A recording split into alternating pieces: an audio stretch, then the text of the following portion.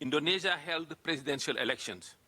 Campaigning took place in the aftermath of a last-minute court ruling that changed eligibility criteria, allowing the president's son to join the ticket of the front-runners in the election. What measures are in place to ensure that high-ranking officials, including the presidents, are prevented from unduly influencing the electoral processes? Are allegations of undue influence under investigation?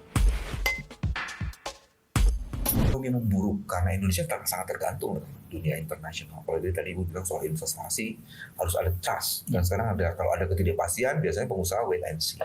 Orang gitu ya. Terus yang kedua, politik berkembang sekarang dengan luar biasa karena banyak anomali terjadi. Jadi bisa terjadi political tension akan makin tinggi. Sementara rakyat sedang bergerak. Kalau tiga kekuatan ini muncul, bisa terjadi sesuatu tuh. Bagaimana pandangannya? Bukan lagi terjadi sesuatu, Pak. Yang paling parah yang saya takutkan, tadi kan saya ingatkan soal perang yang Asia Pasifik yang diramalkan oleh Wantanas, Lemhanas maaf. Itu pertama kita akan menjadi, area kita ini akan menjadi area seperti Perang Dunia I. Diduduki oleh dua pasukan yang sedang berperang nih. Dari sini mungkin Australia dan kawan-kawan dong dengan aliansi Amerikanya, dari sini Cina dan kawan-kawan dengan aliansi Rusia, Cina dan kawan-kawan. That's one thing ya. Kalau itu perang, betul-betul perang militer. Okay.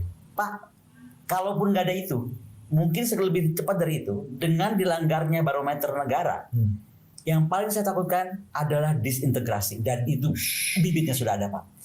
Di Inggris, Pak, itu OPM itu, Gerakan Papua Merdeka, itu nggak main-main. Di Inggris, oke. Kan di Oxford, Pak, itu di sana. Okay. Dan bendera Free Palestine itu dibalik ini Free Palestine, di sini ada Free Papua. Itu udah to that level kita itu sekarang dilihat di mata dunia. So menurut saya disintegrasi antara jadi pertama Papua akan lepas, dan ketika Papua lepas, semua penduduk Indonesia yang sekarang mengaku mereka adalah Pacific Islander Community, which is Ambon, Maluku, and so on and so forth, Nusa Tenggara sana itu, mereka pasti akan dominan efek lepas, termasuk Bali. Itu di Indonesia Timur. Bayangkan di Indonesia Barat, Pak, Aceh. Aceh itu bukan daerah kacang-kacang, Pak. Itu tadi saya kenapa cerita soal Sultan Aceh dengan Ottoman Empire. Ada sejarah panjang. Sejarah panjang. Banten, coba. Ini kan kerajaan Sultan Kenari itu sudah hubungan dengan Venesia, Pak. Sultan Kenari itu Sultan keempatnya Banten.